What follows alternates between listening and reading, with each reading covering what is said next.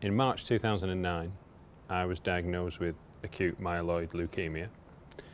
It was, to say the very least, an incredible shock. I thought I had a cold that I couldn't get rid of. And of course I was correct, but the reason I couldn't get rid of it was because my form of leukemia, which was a very aggressive form, had progressed so quickly over such a short period that I had no immune system, and that's why I couldn't fight off the cold. Had I not had my diagnosis when I had it, then I would have died within a week. I started what became almost 2 years of intensive treatment. Started with chemotherapy and lots of it for 6 months. I got into remission, but I relapsed. And when I relapsed, the only hope for me to get better was for a stem cell transplant, a bone marrow transplant. And so then you enter into the phase where there's a search for a donor. The anxiety, even over that short period, is immense because you're effectively waiting for a piece of news that will tell you whether you'll live or die. It's a pretty extreme period to go through, not just for you, but of course for your family as well.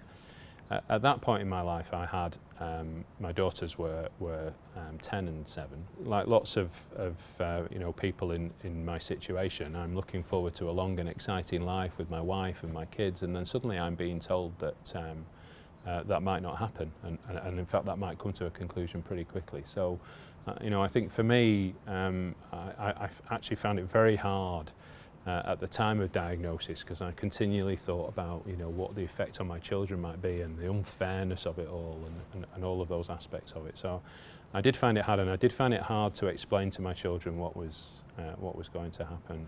And then when you find out, you come and you have your consultant's appointment and they tell you you've got a match, then obviously that's this incredible sense of elation to match the incredible sense of anxiety that has preceded it. And I suppose it's not really till you're lying in your bed and the bag comes into the room with the cells in it that you're about to cross the line in terms of receiving that donation. Of course, you're still not out of the woods then. You're pretty sick at that time.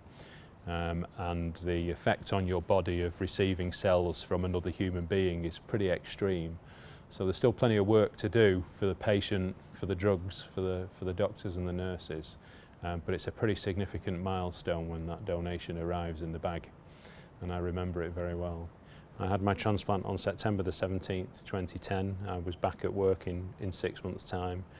And so I've been back at work for 6 years now, and I'm as fighting fit as I ever was. But that stem cell donation that I had from my donor is the one and only reason why I'm here in one piece and talking to you now. And of course, my ending was a happy ending. Yesterday was my daughter's 20th birthday, so a very happy ending. But it's not like that for everybody. About 40% of people don't get a match. And if they don't get the match, then they will die, and they will die in many cases very quickly. If people are from certain ethnic groups, then it's more like 80% of people who won't get a match. So first of all, I think it's important to realise that the job is not done, that we do desperately need to add more people to the register who would be willing to be a stem cell donor if they come up as a match. And if you are chosen and you're okay medically and you're still able to go through with it, then you can do this amazing thing. You can save somebody's life. I mean, what could be a more amazing contribution to make to society than to save somebody's life? And it is as literal as that.